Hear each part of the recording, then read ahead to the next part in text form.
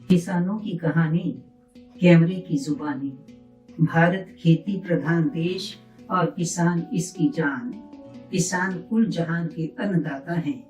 हमारा देश सन 1947 में आजादी के बाद अनाज आयात करता था, क्योंकि देश में फसल का उत्पादन कम था। देश भिखारी बना घूमता, गेहूं के लिए निरादर पाता।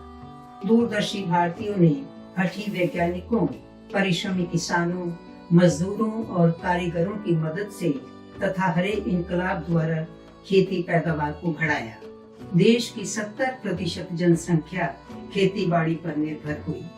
समय समय की सरकारों ने किसानों की बात न पूछी, जिसके फलस्वरूप खेती बाड़ी का धंधा निर्धनता भरपूर और निराशाजनक बनकर रह गया। आर्थिक अभाव के कारण किसान आत्महत्या करने लगे। अब मौजूदा हाकिमों ने 3 खेती कानून पास किए। किसानों को अपना अस्तित्व मिटता हुआ महसूस हुआ, क्योंकि हुक्मरान इजारेदारों का साथ देने लगे। इसी के फलस्वरूप किसान संघर्षरत हुए। प्रारंभ से ही इन कानूनों का विरोध शुरू हो गया।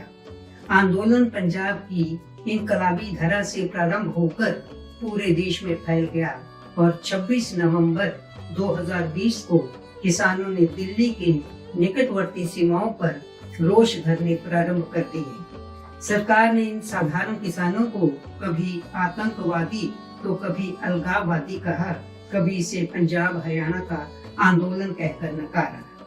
तस्वीरें बेजान नहीं होती, बहुत कुछ कह जाती हैं।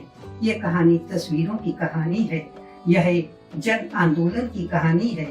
यह वहाँ बैठे किसानों की, नौजवानों की कहानी है। बुजुर्गों की कहानी है। धैर्यवान माताओं बहनों की कहानी है, जो आने वाले कल की पहचान है। ये वो चेहरे हैं जिनमें मासूमियत है, जिनमें रवानगी है। इन तस्वीरों में हमारा इतिहास प्रतिबिंबित होता है। ये वो हठी परिश्रमी हैं जिन्होंने दुख संताप सहा है। इनके चेहरों पे झुर्रियां हैं।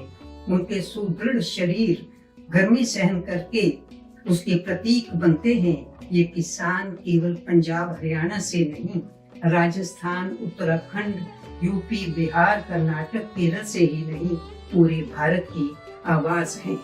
टिकरी हो या सिंघू, कुंडली हो या गाजीपुर, पलवल हो या गाजियाबाद, हर तरफ यही चेहरे नजर आते हैं। इनकी नजरों में बेबसी है, इनमें ठहराव भी है, भगवान में आस्था और भय भी है, जो 26 नवंबर से अब तक मोर्चों पे डट कर बैठे हैं। इन्होंने पौष माघ की कठोर सर्दी को अपने नंगे जिस्म पर सहन किया है, बाशिशों को झेला है। अत्यधिक सर्दी और कोहरे में इन किसानों ने आंतरिक तपिश और लगन के सहारे मोर्चे पर डटे रहने की हिम्मत दिखाई है।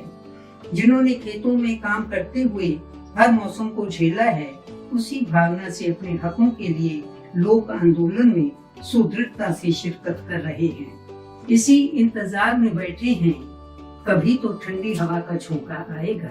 ये हमारे भारत के वर्तमान की तस्वीर है। ये हमारे भारत के किसान हैं। ये अपने बच्चों के भविष्य के लिए चिंतित हैं। खेतों की सलामती के लिए जान हथेली पे रखकर बैठे हैं।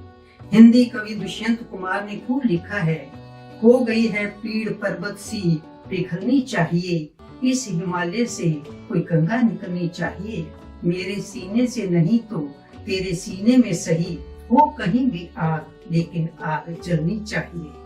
उस भविष्य के लिए जो वे अपने बच्चों के लिए मांग रहे हैं, हमारा भी भविष्य उज्जवल हो, हमारा देश खुशहाल हो, यह मेरी और मेरे साथियों की एक छोटी सी कोशिश है, जिसने तस्वीरों की जुबानी इनकी कहानी कहने का भरपूर यत्न किया है।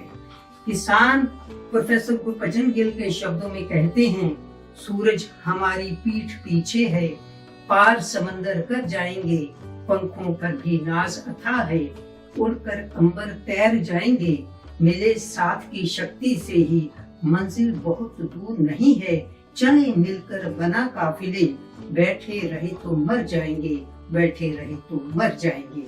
इन तस्वीरों के द्वारा हमने आपको मजदूर किसानों के संघर्ष की वास्तविक तस्वीर दिखाई है, आप ही बताएं, क्या ये अलगाववादी हैं? क्या ये आतंकवादी हैं? खालिस्तानी हैं? नक्सलवादी हैं? या केवल और केवल निर्मल धरती पुत्र हैं? ये तो शांति के पुजारी हैं। भूलना मत, ये हमारे वतन के अन्नदाता हैं। ये हमारे वतन के अन्नदाता हैं।